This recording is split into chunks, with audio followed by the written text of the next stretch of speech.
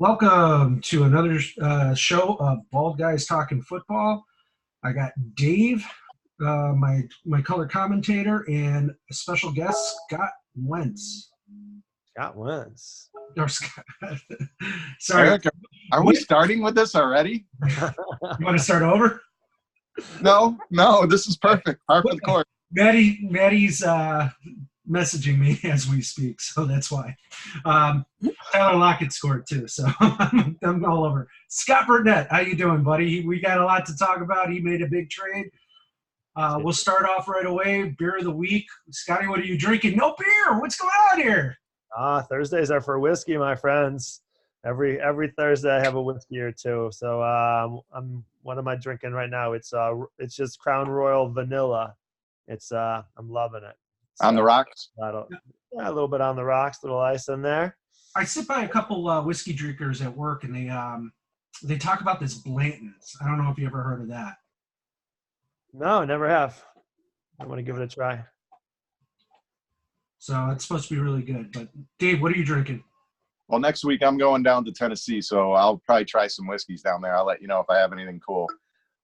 This week I am drinking what is my fall pumpkin spice latte for women. This beer is for guys.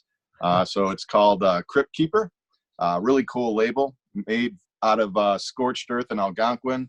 It is an imperial porter made with pumpkin and spices. So really good, nice and black, fit for the season for sure. And I am drinking a Pipes Works Brunicorski. It looks like a little unicorn on there. So it's a New England style IPA. It's really good. So okay, and to that we always cheers to whoever's out. Cheers to you, buddy. Cheers to me, survivor pool loser. I won the battle because I still beat Scott, but I lost the war. Wasn't saying much. Not saying much. So yep. And that brings us to our 2-minute drill. Recap of what we went over last week.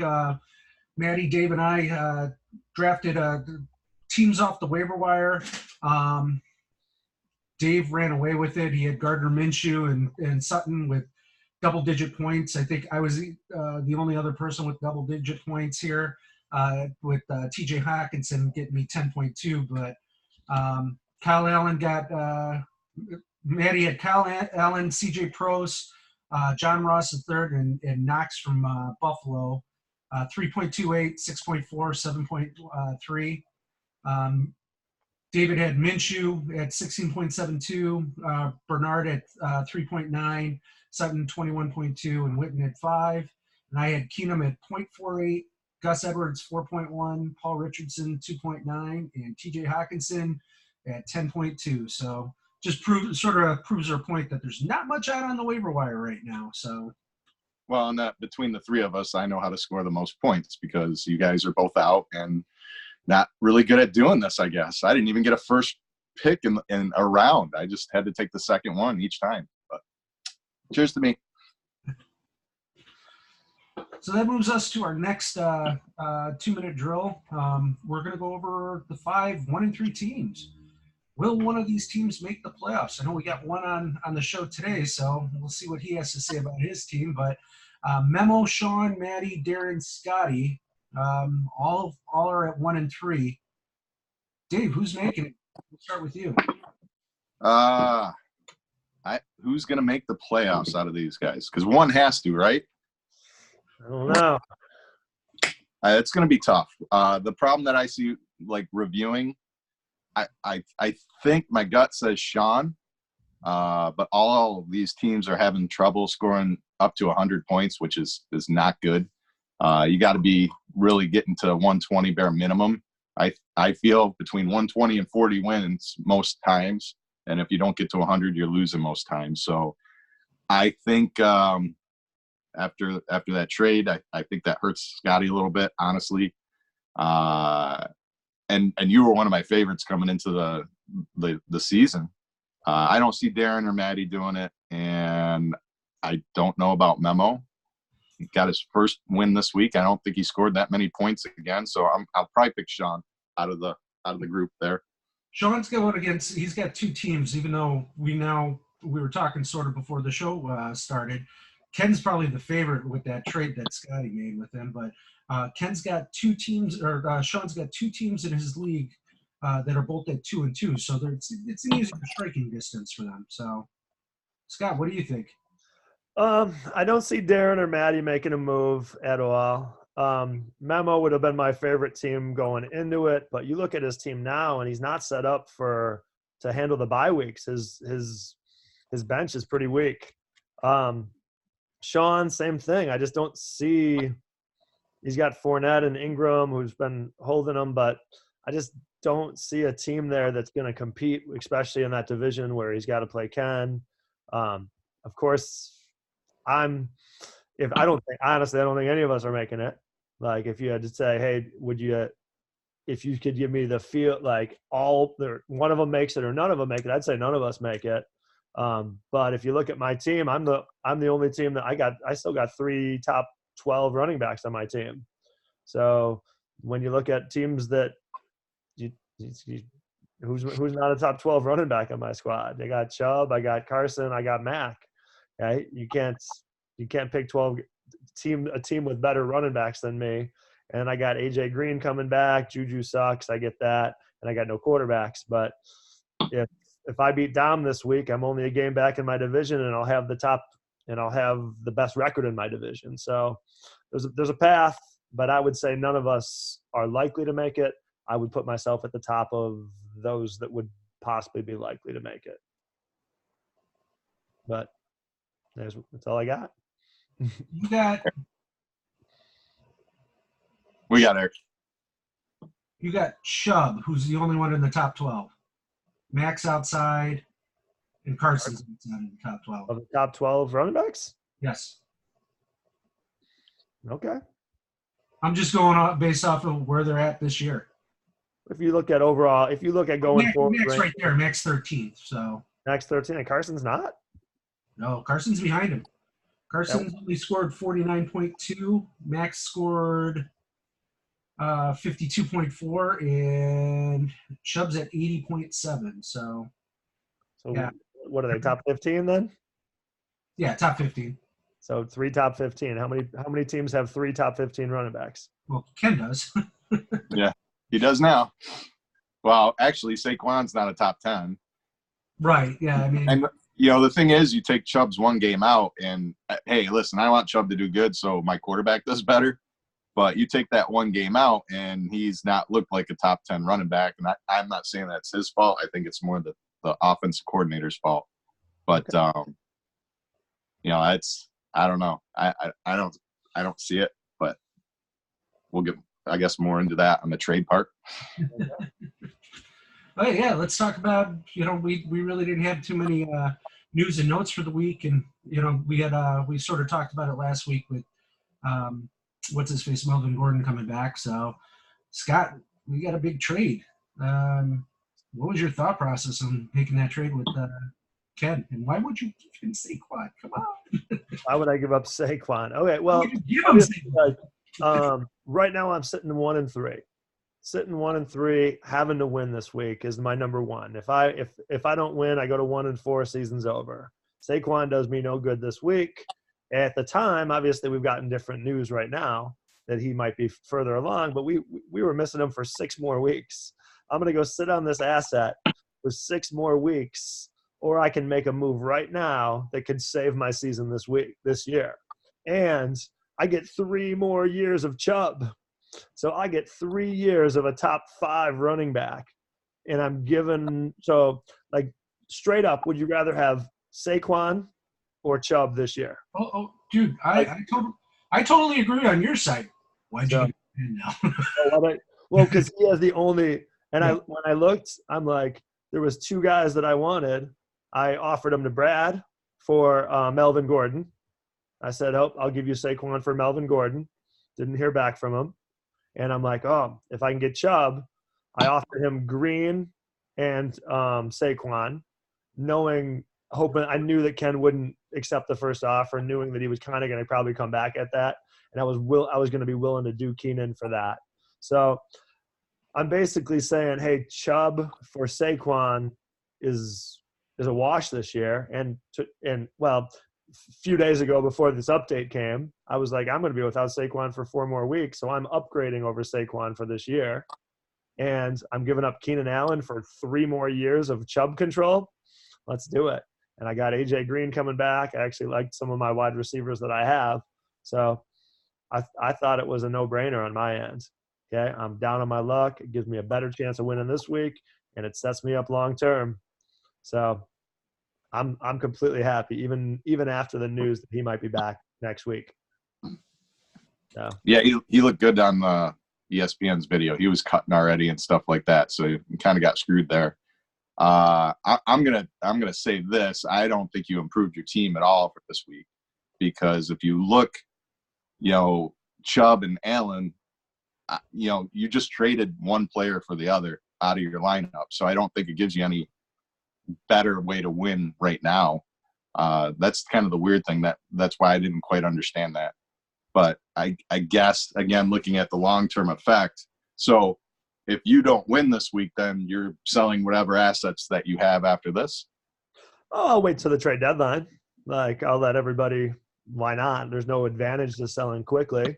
Like, if someone gives me an offer I can't refuse, I'll take that. But no, yeah, if I lose this week, I'm really sunk. But I'll wait till the trade deadline, let everybody build up and figure out who's got what. But there's not much out there. There's nobody has any good assets. I already got my $50, so there's not much worth trading for. So you're sort of on the same idea as we've been talking about for the last couple of weeks. Is this new cap on the money has really killed the trading. Like I think we need to. We're talking to the commissioner, so I think we need to bring it up. And like how long? What's the exact rules? Can we override this rule next year? It's not a bad rule. What it should do is convince people to spend more money at the draft. Like it's kind of crazy that everybody has all this money, myself included. But if I only had $10 right now, then I'd be able to sell my stuff. But everyone's going to realize, hey, that it's not worth keeping money. So spend your money, because you can always. It gives you. If I spent more money, if I spent $40 more at the draft, I'd be in a better position. And if I ended up selling, I could actually gain something from selling. So, but no, I don't think it's a bad rule, because you don't want guys coming in to the next year with $100 extra cash. $50 is huge. That's 20% more cash than anybody. Well, this is going to be interesting for you, because what I'm asking is, can we bring it up for a vote to recall it next year? I mean, right. It would happen the year after, right? But for sure. Well, it's going to be interesting for you, because now it's not like you can throw some money in on your side and get some stuff back. Right. So now you're going to be looking at trading, assume probably Mack and Carson. And I'm just really interested to see what you're going to get back for those guys. Because like you said, there's not a lot of long-term stuff. If somebody's in it, they don't want to give up that player that's doing well for them. So, I think this is what's going to have to happen, which is kind of tough, I think, in our league, is like if I offered you a trade, and this is what I was thinking before, is I have Goodwin from Tampa, who's really doing good. He's 3 years, $20. But for me to give him up, I would need 2 people back for sure. Because if I just traded you straight up for somebody, that does me no good. Yeah. So, because I was going to offer Goodwin for Keenan Allen and Saquon. But I know you needed a running back. But now Goodwin for Mack and Carson. I wouldn't accept it this week. No, I'm not saying to accept it now or this week, but that's something that you have to look at now. You actually have to give up 2 of your good players that before you could have worked cash and a player and stuff like that. Cash has no value to you at this point. Absolutely. Which brings me up also too. You let the Giants running back go to Dom. I was kind of surprised on that, because I felt like that's the last good guy. You kind of needed that guy. His 25 points last week would have really helped you. So to me, I was surprised you didn't go full bore or make Dom spend some money on that. Well, he spent some money on it. He spent, like, when you look at what Dom spent, he spent $12 on a It was two-inch player. I thought it was like 8. But Dom has $90. But He's got $40 he has to get rid of because he can't carry over to next year. right, but we'll spend the money. It won't, like, but it's like, hey, when you spend $5 a week on a player, you're saying, hey, that player's worth $60. It's not worth $60, you know? Like, he's a guy that no one knew if I knew what he was going to do, I would have done that, obviously. But he was so many backups come in and do nothing. I wasn't going to go just waste $9, like $5 a week. That's ridiculous. That's more than Saquon would be. But that's different though. Now I think you got to look at it from a different perspective, because you would have got to win had you spent that money on him. I would have got to win if I did a lot of things. Right. But I'm just saying, so, you have all that extra money. It's not going to do you any good. We were just talking. There's nothing really on the waiver wire to pick up, So I think now this is a good example. I'm not saying that I understand why you didn't do it, right? Because that frame of mind. But I think those things have to change now because of how that money plays into things. If you've got a lot of money, absolutely. It's the same reason why I couldn't pick up somebody that I would want, because I got to be careful with my money. Right. So I think it's gonna cause people to come into like, this year was an anomaly, like that so many of us came with so much money, and I only had a few spots, and I ended up, my plan wasn't to save this much money. My plan was to get these guys, but it was your fucking Dallas guy that I ended up getting stuck with, and that didn't. Man. I didn't want to spend a roster spot on him, and I just was driving you up and got stuck with it. So props to you on that one. But yeah, that was why I ended up with so much money, is because I wasted a roster spot on this Pollard guy. So well, and you got a lot of injuries, like you said with Memo, like. You've got a lot of guys questionable. You got Mike Williams. He's practicing, but back injury. You got to be careful with him this week. I think you kind of clogged up that area. And this brings up another question, and to you, Eric, too. Do you feel like we need another bench spot? I'd like one. I don't know necessarily that I'd vote yes for one, but I feel like I want another spot, right? I'm always about more spots. The more spots we have, the more – the more it's just more you manage your team, the more you're rewarded for drafting right and doing all that fun stuff. Like I'd welcome more actual roster spots too, like being able to play more guys, another flex. Like I think the more guys you play, the better. Eric, what do you think?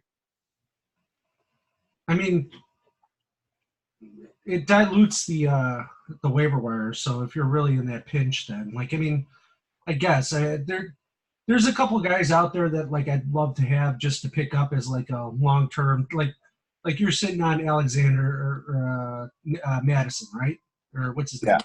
Yeah. Yep. You've got Pollard. I mean, like guys like that, I'd love to have a spot open for it. But for me right now, the way our league's set up, I have no value in. Like I've done that game before where you sit on a running back that might. Like a handcuff type of deal, where you're waiting for an injury. And it's too tough to do that because you're wasting a spot that, like, for a guy that might actually you can plug in. So, yeah. So, wait, if we voted for an extra spot, would you go yay or nay? Extra bench spot? Yeah, extra bench. Here's what this whole money thing, really, because I was for the money thing. And now I'm so anti it. Like I think we really need to think about what changes we actually we implement each year in the rules. Because like I didn't see this. Like I saw it like you, Scotty, where I didn't want somebody to totally tank and have a ton of money and walk into the year with like a crap ton of money. But at the same time, it's like the $50 is like really it's capping what you can do and stuff. Like I don't know. I'm not a fan. Differently. It's not because of the $50. It's because so many people held on to their money. That's what's preventing this. If we all didn't have $50 already, this wouldn't be an issue. If I only had $10 right now, then I'd be able to have $40 to spend. I don't know. I just always see that people are going to keep their money. I mean, every time we go into this draft, and I'm always walking away with like less than $20, and that's because I'm just gonna get the guys I want. Like I'm not. I want to be in it, and I know you don't win the league by the draft, but you definitely shape how your team's gonna be by the draft. You know. Let me ask you this, guys. Do you remember the last person that held money, baseball or football, that springs to your top of your head, that held money and was able to win the championship? You. That happened this year, right? That's why I won. It's the only reason I won baseball is because I hoarded money and I was able to stream at the end, and I was able to bully Maddie around in the championship. See, yeah, I'm paying too much attention on that stuff. I knew you had money at the end, but so you felt carrying over the money from the previous year, which I'm going to be doing that obviously with the way I've structured myself for baseball. But the year I won the baseball championship, I had a pretty set roster with. I didn't carry money over though. Yeah, but you had a set roster. I mean, it was I didn't have to spend. Yeah, for the amount of money that you had, for the amount of spots available, I mean, you could have gotten any guy you wanted in the draft, and that's sort of what you want to do is set yourself up for that. Have a couple guys. I mean, again, it's. Although let's look at this though. Football. Anybody come to mind on football for either one of you guys? That's held over money and then won it the next year because they held over money. Yeah, or really help. Football is always about getting that contract and sitting on it. I mean, like, and that's it. That's what I was going to say. Because if you look at Ken's team, Sean, Ken's made a lot of shrewd moves when it comes to that stuff. With Sean had Gurley for the last 2 years, and he had him on a reasonable contract. So, and Ken's reaping the rewards. So, I agree. I think football is definitely more contract and getting that right guy in the contract, which is why I'm willing to like dump people off of their contracts, especially if they're cheap, and not worry about the repercussions as far as a few dollars down the road. Well, now Scott's sitting on a top 10 guy for the next 3 years at $1. So Thought he was top 13 right now. No, Chubb's the only one that was in the actual top. Oh, he's the top 10? I'm kidding. But so, hey, anything else before we move on to matchups? It's a good conversation, though. There's no right or wrong, I guess, with all this. It's a great way to look at everybody's different perspectives, because I super wanted to talk to you about your trade. I analyzed it. I wanted to see what you're doing. I was talking to Niz. I'm like, there's only 2 people you can do this with. Yeah. I think the killer for you was giving up Allen, and that washed that trade for you. That's all I'll say on that. But I understand you tried to give away Green. I don't know that Green's going to come back and do what you think he's going to do. We'll see. I've been wrong plenty of times, but foot injuries always worry me with wide receivers. At the end of the day, I was in love with the Chubb contract. Oh, I'm sure you're in love with Chubb.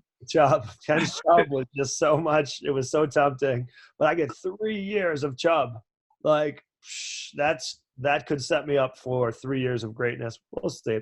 I thought the same thing about Juju last year, but we'll see how that worked out. Come on, Juju was looking. Yeah, that was a tough one to do. Are you gonna be like motherfucking Jones on my Chubb now or something? You got to come up with some good names. I can't wait. You got the best player for the best freaking name. I don't know. We got to think. We'll have to think. Or I'll give you anything to trade him to me this year so I can put Thielen my Chubb. I really just want to put Thielen my Chubb.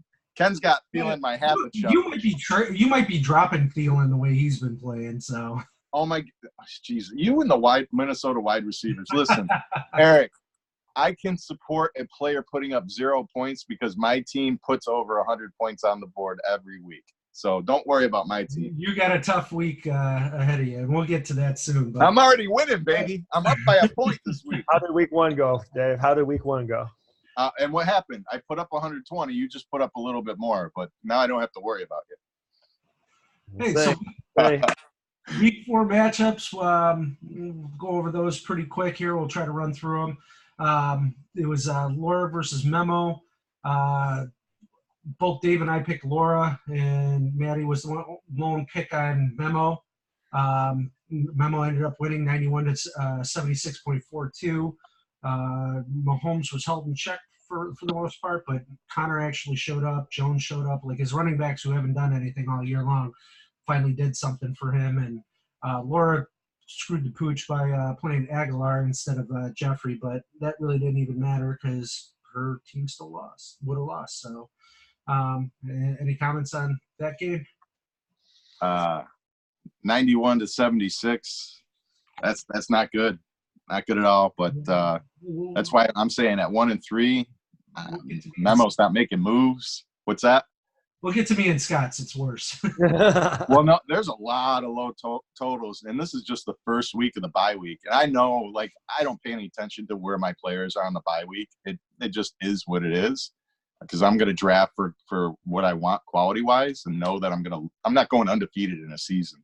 Right. So, but, man, there's a lot of low point totals this week. Yeah. Sean played PJ. I think we all picked PJ to win. PJ ended up winning 106.68 to 103.44. It was actually closer than what we thought. Burtnette did well for Sean, but just Lamar Jackson's back. Evans showed up again. Aaron Rodgers just keeps getting touchdowns and stuff. So, and Carolina actually showed up as a defense for him. So, did you guys pay attention to that at the end of the week at all? What? How PJ won that? No. So they went to the Monday night game. They were like within a point or two of each other, and that was going back and forth. And basically, Mixon beat Tyler Boyd. It was Boyd versus Mixon at the end of the night. It was pretty cool watching that. Yeah, I'm always shocked by Mixon. Like I watched that game. I'm like, Mixon's good. Like Cincinnati just sucks. Yeah. So, like PJ's team, he's got a squad. You know, like you look at his team front to back, and like he's definitely a sleeper right in there right now. He's got the deepest team. Yeah. I got a lot of love for PJ because he drafts. Like one thing I paid attention to him over the last couple of years is he drafts baseball and football. He drafts well. He really does. He just takes what's close to him. He takes the guys that that go for values. Value and established. Like I'll look at some of the players and I'll be like, nah, that guy's washed up, and you know he's like, all right, I'm going to take that value, and he usually hits on it. It's kind of interesting because that's why I pay attention to him. It's because he'll take a lot of the guys that I think are done and they're not. So it's really interesting. I think, we as both leagues, we fall in love with the up and comers, and we let the guys that are 32 years old that are on the way down. They're on the way down, but they're still damn good, and then those are the guys that PJ picks up. Quick update: DK Metcalf just scored a touchdown. So Russell Wilson with another pass. Nice job. Dom versus Darren. We all picked Dom. Dom didn't disappoint. 113.7 versus 90.08. Dom's team just pretty much solid across the board. Had even Delvin Cook, who looked like he wasn't going to do anything, still got him 16 points. So and then Darren's just still struggling with guys just not showing up. Did he play Ridley or Calvin Ridley? It must have been Calvin Ridley. Calvin Ridley hasn't been doing as well this year, so yeah, we all picked Dom, pretty much won. And just keep in mind, like looking at like Dom had Carson Wentz on the bench with 20 points. He had Emmanuel Sanders on the bench with almost 14. He had the Giants running back on the bench with 25. Dom's been. I had him like low and out. You told me I was crazy, and it just goes to show how like you can view different rosters differently. And he just did he's an awesome job, and he's got depth. He's got DK Metcalf on his bench from last week. I don't know if he's playing him this week, but man, I don't think he played him this week. Probably not. I probably wouldn't have. I mean, he's got Watkins, Scantling. Scantling's probably going to be on there, I would imagine. So, just way to go, Dom. Good job. Well, and like everyone knows that Dom didn't do what he intended to do at the draft and all that. Maybe he did. Maybe he did.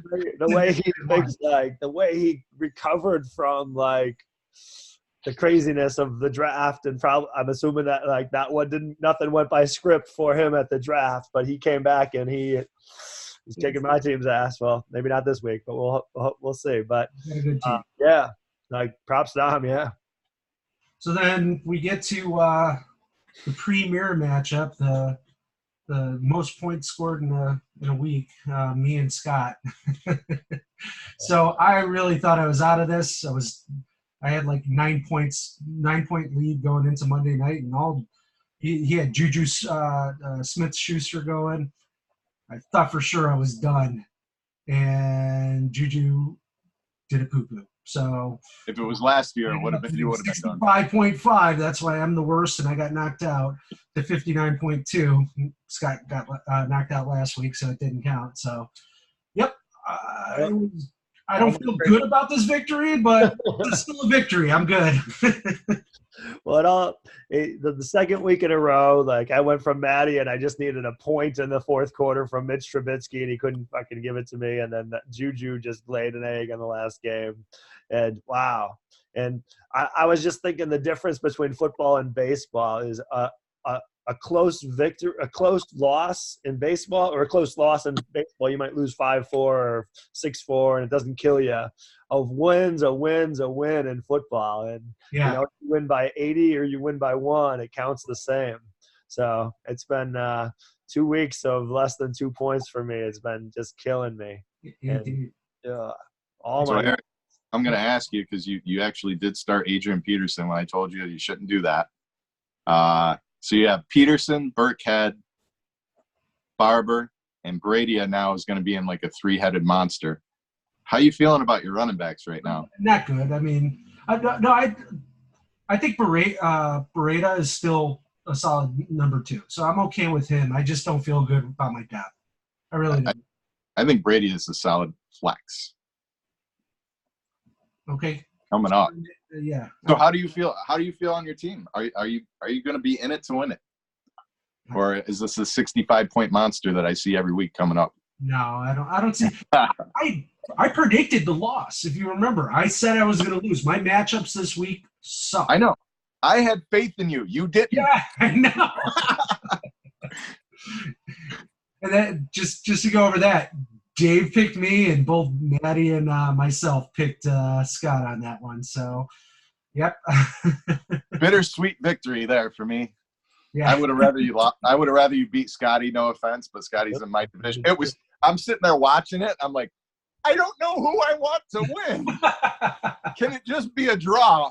I would have been awesome if it was a tie. It would have been tough, but I was definitely embarrassed there. That long pass to whatever the other Pittsburgh wide receiver was. I thought he had like his number was like 12. And was that Juju? No. I was dancing, and I had my text written to you, and that's not him. It was definitely one of those like, oh man, that sucks. Well, you definitely. I was doing my dance, and I had my text written, and then I'm like, oh, I don't even remember the dude's name. But yeah, you definitely got a text from me with Juju did a poo-poo. So, Dave, you played Maddie this week. You picked yourself. Both Maddie and I barely pulled it out, boys. And Maddie and I picked him for some reason. Last time I'm picking you, Maddie. 148.48 to 81.24. Goodwin, holy Goodwin.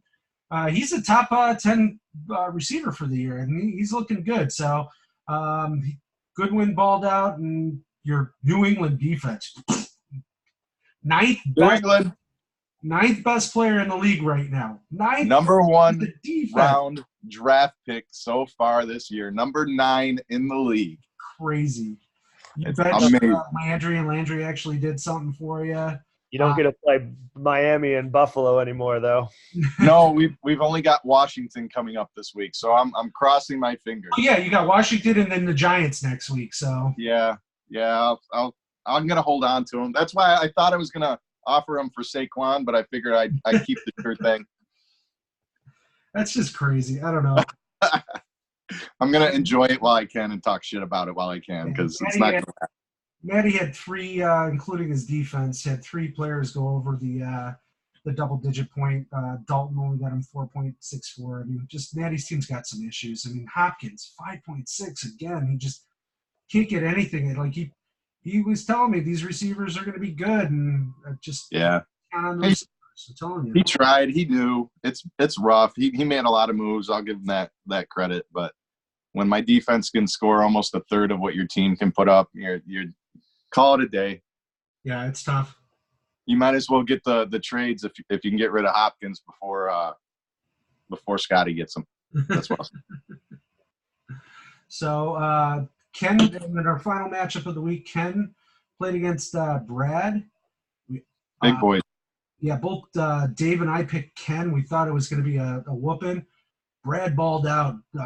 Matty picked Brad. He had 145.2 to Ken's 129.02. Ken still had a good week and stuff. Hardman killed him at negative 0.1. Yeah. Had he played the Chubb, he would have won. Yeah. Winston. Yeah, he benched Chubb. Well, I mean, it's tough. Like, who did he play? Sony Michel instead. Like, Sony, that guy, I mean, he just hasn't lived up to the billing, so. Not at all. There you go. That's a topic for discussion later on. Sony Michel, 100%. That's my guy. Yeah. Oh, is it? That sticks out. But, like, you know, Nick Chubb, again, up until that point, he'd been, 10 to 15 points. He was getting the box stacked against him. So I understood why he put him out against the Ravens. But, man, that's a bummer. He's got 80 points for the year, and he scored 38.8 in this one. So, I mean. He's a top 15, 20 player, right? No, I mean, he's border. I think he's back in. I don't think right now, I think he's ranked 5th at that 80 point range. But I think it puts him in the top 15 to 20. Well, back in running back one, like 10 to 12. Yeah, he's no New England defense, but he'll do okay. This is Chubb's 4 weeks. He scored 10 points in week 1, 17.8 in week 2, 15.1, 38.8. That's your floor is 10 and your ceiling is 40. Well, the floor is 7.8. That's a pretty. Well, I don't think your ceiling's 40. I put him 25 to 30 most times. He's not going to score 3 touchdowns. He's taken away from Baker Mayfield, damn it. And Baltimore's defense is not as good as what people think. It's not the Baltimore defense of old. Okay. So I agree on that. Okay. Standings for our picks. Dave, you went 4-2 for the week. Gives you 11 and 13. Dave, we got to just do opposites every week. I went 2-4, so we're at 13 and 11. And then the guest went. Are we tied? What? Are we tied yet? No, I still got. You're 11 and 13. I'm 13 and 11. Oh, I got you. Guest went 4-2 at 8 and 10. Okay, guest topic of the week, Scotty. What do you got for us? Well, I was just kind of looking back at what has changed so far. We've gone through 4 weeks. Like, who don't we believe in anymore? Who do we believe in now? Like, who's made the biggest jump? And who maybe has made the biggest fall. So I guess when I was looking at guys that we believed in at the beginning of the year that we might not believe in anymore. So that's my first one. If I looked at that, I said 3 guys came to mind right away. And I guess the question is, hey, are they just in a 4-game slump or do we just not believe them anymore? So my guy, Juju, I was way up on. He has been nothing, and he might be talented. It might be the offense that Big Ben's hurt, but he's one guy that, he would be what? He'd go from a 2nd-round pick to an 8th, 9th, 10th round pick at that. That's one guy. Sony Michel, guy we just talked about, a guy who was a 2nd-round pick that's now, I don't know if you feel comfortable even starting him. And then the big guy is Maddie's wide receiver, Hopkins. Those are my 3 guys that I'm like, you can't – I don't think a superstar. He was drafted as the number 1 wide receiver. Number 1 wide receivers don't score 5 points in a game. So those were my 3 that I thought lost the most value so far. So just want to get your opinion on what you thought about those guys. Are they guys that are going to have huge comeback seasons, or are they – just not worth what they were drafted at this point? Eric, you want to go first? I think Hopkins is still good. I mean, it's tough. Like, obviously I've got Watson on my team, and I just see how bad that offensive line is, and it's tough. So, I mean, I think Hopkins is good. As far as your other guys, Michelle, I mean, New England's done this to us in the past. I mean, they're a running back by committee offense.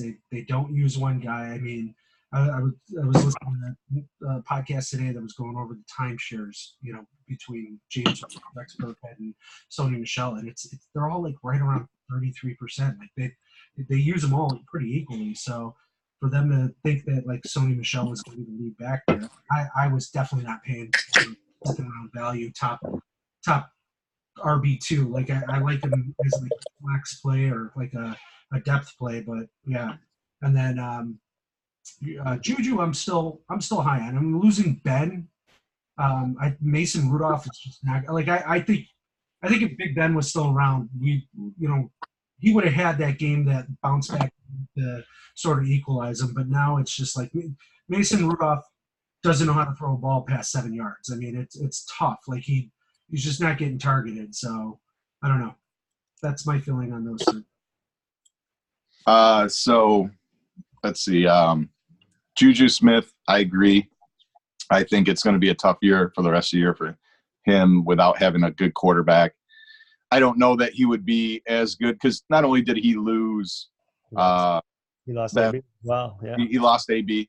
He's now the primary. Not that I think that's the big part of it. I think Ben Roethlisberger going away is the biggest part.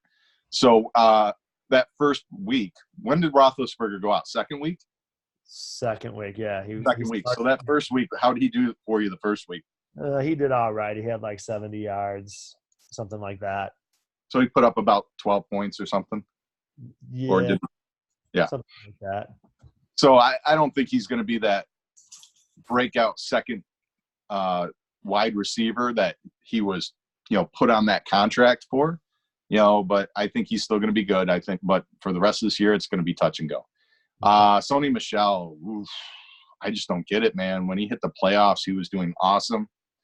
I think the problem is, again, that's a muddy backfield with what Patriots do. So you can't trust him. You can't trust to start him. So I wouldn't touch him. I wouldn't necessarily cut him. I think Ken's got him on a decent contract.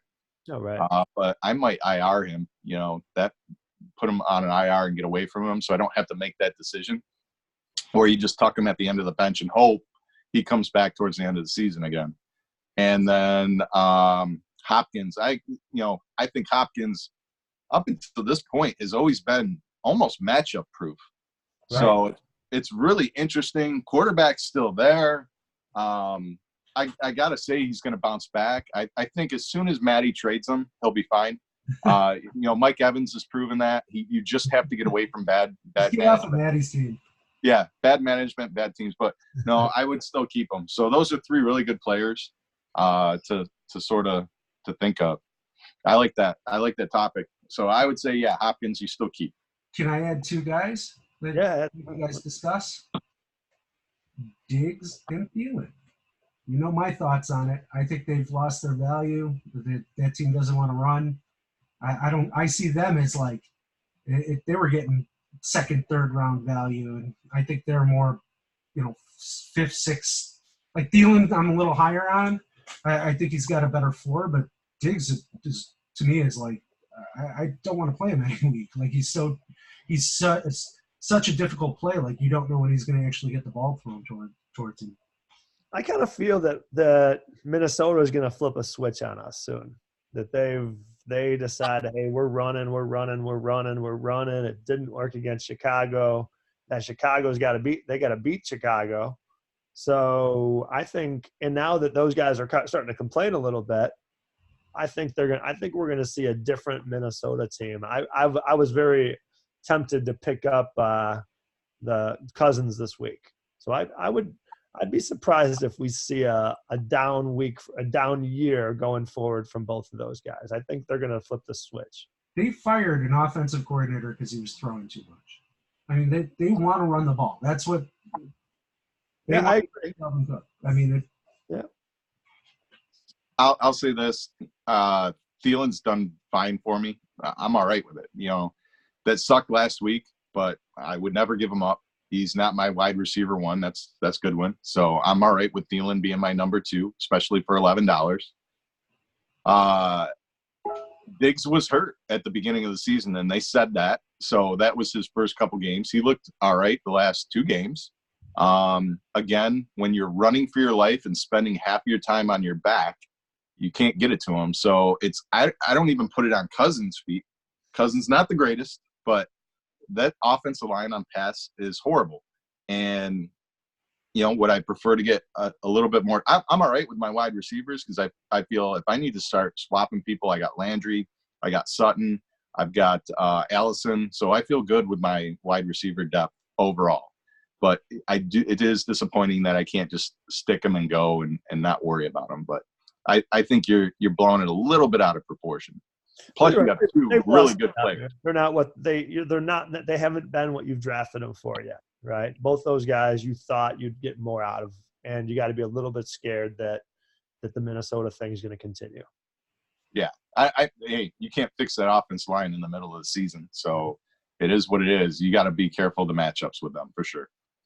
And then my other guys was the guys that, hey, maybe weren't that have gained value so big since the beginning of the year. And the 2 guys that I came up with that really gained value, just we just talked about, Dalvin Cook has come from a guy who, maybe got like Matty didn't franchise him for 40, and now he's a top 5 running back for sure. He would have definitely franchised him for 40. And then the other guy is another Matty guy, LaShawn McCoy.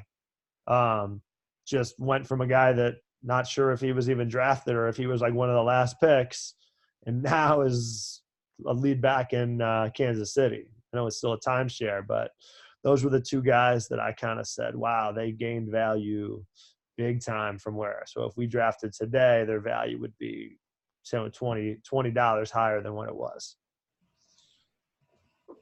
I don't know about McCoy because I feel like he's going to be in a timeshare, but he's getting a lot more than where he was drafted, which was last rounds or picked up for a few bucks for us.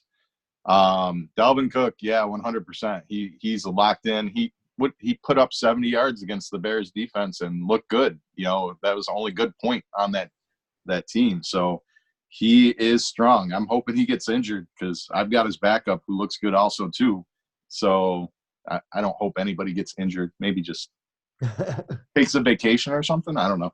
But, those are 2 really good players that I agree with you. They've definitely bumped up in value. Matty, had he franchised him, and would have been worth it. But it was tough because there was a little split with the guy that I have that's lost value that I thought was going to do good, which was Latavius Murray. Everybody's like, oh, he's the backup to have. He'll get his points, and now he looks like shit. And I'm still holding out hope. But now that Cooks is by himself, kind of, it's interesting to see him jump up like you said he did. Yeah, big time. Like, there's not many guys I would draft over Cooks right now. I'd still draft Kamara, and I'd still draft McCaffrey. That might be it. He might be number 3. Really, Barkley? Yeah. Well, I even got Elliott, but I got to admit, Elliott not look great. Well, Elliott too. He thought he was going to get some passes, but yeah, I disagree about McCoy. McCoy, I think, would not be getting like he's a backup. If Williams was healthy, I think Williams would be playing ahead of him. No, he's been playing damn good, so. Well, I think he played himself into a 50-50 role. Yeah, I think McCoy is not a bad player to have rest of the season. Right, and what I'm saying is if we looking back on the draft, if we're saying, hey, we undervalued this guy in the draft, I think looking back on it, we still would have probably valued Williams as where he went at over McCoy. I think those guys flipped positions, though. I think for the rest of the season, I'd rather have McCoy than any other Chiefs running back at this point. I'd say they go like one right after another maybe instead. Yeah, I don't. It's like saying to me, like if we're in, McCoy goes, let's say 3rd round. Yeah. McCoy goes 3rd round, 3rd pick, and then Williams goes 3rd round, 5th pick or 6th pick or whoever's playing that game. got a guy I, who I was agree with you. basically undrafted up to third round. That's a pretty big Exactly. jump. So, because of trade or whatever, but it's still a big jump. Any other guys that like what I guess most of the top 3 rounds are performing pretty well is what I kind of came up with too, is usually there's a lot more guys that you feel like make that huge jump. And we don't know if we necessarily have the Kamara that jumped out of nowhere, or Chubb last year who jumped out of nowhere, or some of these guys that just Kareem Hunt who jumped out of nowhere. We don't know who that guy is yet. Well, what about you guys? I'll throw my player out there because I had a lot higher hopes. I didn't think he was going to be great, but I thought he would be much better than where he's at, Baker Mayfield. Yeah, he's definitely not. He's definitely been disappointing. Yep. And I guess you could say that well, the other guy that I just thought of that made a big jump was PJ's quarterback, Lamar Jackson. Yeah, big jump. Agreed. Running back, he's no Josh Allen, but that's how I viewed Josh Allen way below him, and I feel like they both made a little bit of a jump, but Josh Allen's made a jump. He looked horrible against a good defense. Again, luckily he can run, and that's what makes him fantasy valuable. But yeah, Lamar Jackson has looked awesome, not just because of his legs. He's tightened up that pass game a lot. Well, he's tight end too. So you want to talk about a guy that made a jump, Mark Andrews. Like he's a legit top 3, top 4 tight end option every week. So. Well, tight ends don't matter though. Well, not next year, but.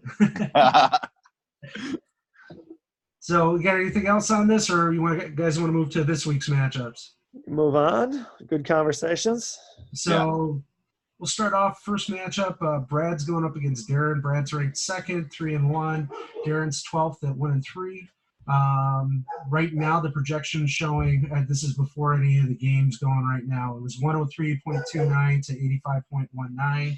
85.19. Brad's expected to win. Guys, what do you think? Who's winning this one? Right now, Brad is not expected to win. Oh, yeah? Update. So far, all through halftime, Brandon Cooks has 0 points. Todd Gurley has 3.10, and the Seattle defense is 9. So right now, it's 9-3. It is 94.25 in favor. Oh wait, I'm sorry. 94.25 in favor of Darren losing to 94.34. So this game has changed things, although a half is only a half. So I still go with Gurley. But if Cooks doesn't get any points, man, I change that towards the end of the night. Yeah, I'm going to go with Brad still. The defense will probably lose a few points on there. I can't imagine Gurley and Cooks do nothing, but maybe if that's a big but Cooks is a big play guy, so one big play changes his night. But yeah, I don't see Brad losing this matchup. Yeah, I got Brad winning too. He's got just overall better matchups and stuff. I mean, Gurley had a fumble, I think, and that cost him 2 points there. So, but Gurley hasn't looked bad other than that one fumble. So we'll see what happens. Well, I'll say this too. I don't think Darren's put up over 100 points on the season, so I think Brad's pretty safe. And next game, we got me versus Maddie. I guess we'll look at the updated matchups on that. Yes, you got 10 points from Lockett, and I know Lockett's looked good. 2 points from Myers. Yeah, but Lockett got carried off the field. What are you doing in here? So I'm expected to win 117.26 to 96.95. So I think I got this. Eric, did you hear me though? No, what? Lockett got taken off the field on a stretcher. No, he didn't. Yeah. No, he didn't. No, he didn't. No. Go watch it. I don't know, man. This is pretty close. I'll let Scotty go first. Yeah, I just don't see having the old men Gore and McCoy carrying your team. That's not a good sign when 2 of your running backs are over 35. So yeah, I'm going with you with Niz for sure. Dave? I said I said this whole season that I was not going to pick Eric. No. And then when he picked against himself last week, I was like, fuck it. Now's the time to pick Eric. Even against Maddie, one of the worst fantasy football players of all time, even though we have King Scotty on the podcast right now, I'm going to go ahead and pick God, it pains me. I'm going to pick Eric for the first week. Oh. Wow, so far we've all picked the same. So that leads us to the next matchup. Laura, this is a division game. Last one was a division game too. Maddie's in my division. I'm pretty much gonna, if I win this, I'm pretty much guaranteed then for going to the playoffs. Laura in 7th place, 2-2 versus Sean in 8th in 2-2. This is a big division game because they're both tied and it's close in that division all around. So who do we think's winning this one? Sean, what's the updated? Because I had Sean prior was 107.5 to. They have nothing. Yeah, they got nothing going tonight. So they got nobody going. So that's still the expected. What do you guys think? I'll let Scotty go. I guess I'm going Sean. He's got some good matchups. His team's a little stronger. Fournette's finally doing well. Ingram's been on a tear. Jordan Howard's been getting more than 50% of the carries. So you got to go Sean. His team's looking pretty good right now. I'm kind of looking at the individual matchups. I think Kyler Murray is going to finally pay off for him. Kyler Murray against Cincinnati. I think he's going to have a big game. Josh Allen against Tennessee. That's a tough matchup. Looking at the wide receivers, I'm going to give that to Sean. Looking at the running backs, that's almost a draw, but I still give that to Sean. Tight ends, definitely. Laura, flex, I'll give to Laura. Kickers and defense, whatever. So I'm going to go Sean, but it's going to be a close matchup for sure. I think, and I'm not just doing this, I got to go Laura's team. Like you said, the matchups, I just think she has more potential for some home run performances. Alshon Jeffrey versus the Jets. The Jets secondary is one of the worst out there. You got David Johnson versus Cincinnati. All the rest of her matchups are pretty neutral. I don't think she's got any bad ones except for DJ Moore versus Jacksonville. It depends on if the cornerback plays or not. But David Johnson, I could just see him have a blow-up game on there. Whereas Fournette has to go up against Carolina. Mark Ingram's got to go against Pittsburgh. Both solid defenses. So, I just see the big play potential out of Laura's team a little bit more, some big hitters. So I'm actually going to go with Laura on this one. Well, and I think this is big because, Ken's going to run away with the division as far as in my opinion. So this game, if Sean does not win this and he loses to Laura, at some point he may have to sell because he's down low. So this is a huge game for Sean. Sean has really, it's kind of like the Scotty thing. He has to win this matchup. They're both sitting at 2-2, so both of them, it's a big game. Yeah, it is. But I'm just saying, but then he loses in the division too. So. Well, Laura does too. It's Laura's division. Right. But I'm just saying. Either way, it's a bad loss if somebody loses. It's bad loss either way. But as Sean, Laura's in a better advantage, I feel, than Sean. So. Next game, division game. Memo actually looked good. He's playing against PJ. Memo's in 10th at 1-3. PJ is in 6th at 3-1. This is the battle of the second time these guys have played too. It's a rematch of Lamar Jackson versus Patrick Mahomes, the top two quarterbacks in the league. So we'll see what happens here. Right now, Memo's expected to lose at 97.02 to PJ's 115.6. It's going to be tough. Has Memo put in a bid on a kicker? Do we know? No, that's the thing. Is his kicker's out. He still has to play Tariq Cohen, who hasn't showed up at all. He's still Ronald Jones might be finally starting to get some carries there, but It's just going to be tough because he's like, you look at, just compare benches between the two. I mean, you look at, like, I'd want to start some of the guys on PJ's bench, and like I'm throwing away a lot of the guys on Memo's benches. So Like Russell Wilson, who already has 17 points in the first half. Russell Wilson, Yeah. yeah, He's a stud. Yeah, I get you there, but PJ's got a great team. I think I'm picking Memo here though. I don't think Lamar Jackson, as we said, he's a guy who's gained a bunch of value. I think he's in for a dud game. I think he's in for a dud game, and then, and Julio Jones really hasn't gone off yet. So I'm going Memo in this game for some reason. I think PJ is going to regret not starting Russell Wilson and not playing Russell Wilson, and Lamar Jackson going to finally come back to earth. Is going to prevent him from winning. Wow. That's an upset special right there. I am going to go PJ. I'm just going to – it's too much. I don't see enough consistency out of Memo's players right now. He's got two really good ones, and then it's like cross your fingers on the rest of them. So I'm going to go PJ. interesting. Yeah, that's not how I thought it would go, but okay. Now we go to our matchups of the week. Wait, who'd you pick? I already said it. I went PJ. You went PJ too. Yeah. Matchups of the week. First one, another division game. Scotty, here's your chance. You just picked up Chubb. You're going up against Dom. Dom's in first place at 3-1. Scott, you're at ninth place at 1-3. The matchup looks tight though. Right now, the projected. Let me see what the current projection is.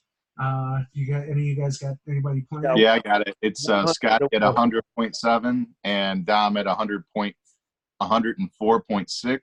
So yeah, Right now, really close. Carson is underperforming, and Robert Woods is slightly underperforming. Who you guys got on this? This is a tough one. I'll let you guys talk first. Eric, go ahead. So matchup-wise, I don't like Daniel Jones against Minnesota. I think Pittsburgh versus Baltimore is going to be a plus. Mike Williams, out of the Chargers. Yeah, if Carson bounces back a little bit for you, I think you have a chance. Dom's matchups a lot tougher. Wenz can blow up though there. Honestly, looking at it, I think I like your matchups a little bit better, Scott. I'm going to pick your team. I don't know, man. So let's see. We've got the quarterbacks. Both have cake matchups. I'm going to go one. Look tough. Huh? Minnesota's look tough. Daniel Jones. Oh, I'm sorry. You're right. Carson Wentz. I'm going to take the quarterbacks. So looking at wide receivers, it's almost a draw. Running backs. Will the backup running back from the New York Giants have a good game against Minnesota? That's going to be interesting. Yeah, it's going to be tight. I'm going to go. I think Cook will probably make up for whatever points Gallman won't have. So we'll see. I mean, Gallman put up 25 points. I mean, again, it was against Washington. Let's say he puts up 10. Is that enough? Maybe. Sanders against the Chargers. Chargers are depleted. I'm gonna go Dom, but it will definitely be tight. Okay, Scott. Yep, I can't pick against myself. This is why I made this trade. I want to get back into it. I think I can. I'm still debating whether to go throw a buck on somebody who's not Daniel Jones. I don't feel good about that quarterback matchup. I might go pick up somebody else. I'm just going to see what kind of upside I need. If I need a lot of upside, I'm going to kind of keep Daniel Jones. If I need more safe, I might go pick up Kirk Cousins or somebody who might be a little safer to get me some more points. But, yeah, we'll see. I made the trade for this week. I'm not a big fan of a lot of my guys are questionable, and I might have to make some moves in general. But I'm picking myself. But okay. I'm doing great about it. And for what I think is the best matchup. You got Ken 3-1 at number 4 versus Dave at 3-1 and number 5. Both of you guys have stud teams. You guys both scored well over 100 points each week. It's still tight even with the matchup right now. You guys are both projected slightly ahead of where you guys were looking. I think it was like 124 to 125 last time I checked. Let me pull it up. Sorry. Yeah, goddamn Cooper Kupp got a touchdown just before before the half, I think. So that kind of sucked. He was at 3 points. I was feeling good about myself. Again, I'll never pick against myself. Ken, it's going to be a tough matchup. Winner's got to post at least 125 points, in my opinion. But I'm going to pick me. Yeah, this is probably a battle of the top 2 teams right now, unfortunately. So Ken's only weakness was that second wide receiver spot. He's now got it filled with one of the best ones. You know, I don't see any weakness. That's his flex. Right. So you guys are both studs, right? He's studdier though. Well, Austin Eckler's not gonna.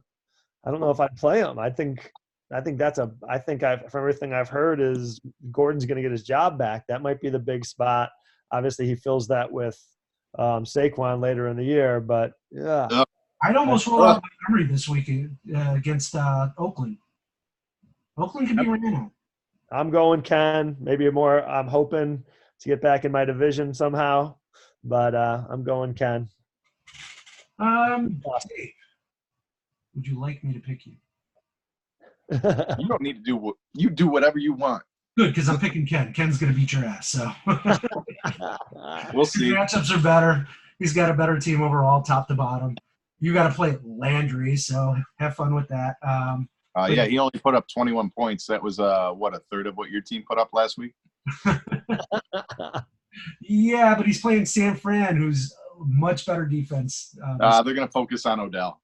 With that. So, yeah, he's gonna poop his big boy pants, and you're going to be looking at Keenan Allen just destroying that Denver defense that definitely not as good as what people thought it would be. So, yeah, sorry, Dave, you're going down. We'll see. I'm still favored. So that leads us to our final segment that we always do, the app pick 'em. We got to weep a little bit. We went down one of our spots. Baltimore lost last week. We had Chargers win. Not my fault. KC won. Seattle won. Baltimore lost. I left it up to Dave. Dave picked KC and Baltimore. Well, you wanted Baltimore. I just didn't want you to be bitchy about it. No, you picked up Baltimore. I left it up to you. So you said you wanted Baltimore. So this week we got 3 picks left. Right now it's looking like Pats over Washington and Eagles over Jets are our locks. I think we need to spread this out because Pats play the Giants next week, and I think we might do that double next week if we have 2 spots left. So yeah, I think double up on that. So, but that would mean we'd have to pick one of these other ones. KC at home over Indy. Indy's got a decent defense. I'm not sure. They're at home, so I have a feeling they're going to win that. Chargers at home over Broncos. We just talked about how Broncos have not looked good at all. And Bears over Raiders. I would consider it because I think Bears are just that much better. Raiders suck. So Those are the ones that I'm sort of leaning towards. What do you guys think? What do you think, guys? I'd actually stay away from the Bears this week. I feel like there's some drama with this Roquan stuff. They're playing overseas. They just had this, I just feel like there's a lot of weirdness surrounding the Bears right now that I'd stick away. I wouldn't bet them this week. Of course, I'm always hoping for them. You guys didn't mention anything about Philly over the Jets. I don't know if the rules and all that, but that was one that, I'd be picking some Philly over the Jets for sure. They still don't got a quarterback. And no, that's what. What do you think? So Scotty, wait. Philly over the Jets, KC over Indy, or Chargers over Broncos? Which 3? Oh, you guys got those as locked. I'm sorry. Well, no, we don't have anything locked yet. Oh, you Well, got I mean, that was my view. yeah. I guess KC over Indy looks good to me. Because Casey's offense should compete better against the defense, right? If it's a shootout, it should be Casey. Absolutely. I don't see Indy putting up the points to compete with them. Like Indy's got a decent defense, but nobody has a good defense against KC. Right. Well, Detroit did last week. They held them in check. I mean, But Yes, they still scored how many points though? they still scored over 30 points. That's holding them in check. So that's what I'm saying is, do you see Indy scoring 30 points? Like KC is a lock for 30. You got to beat you got to beat them 35-30. KC's our defense is just as good as their offense is.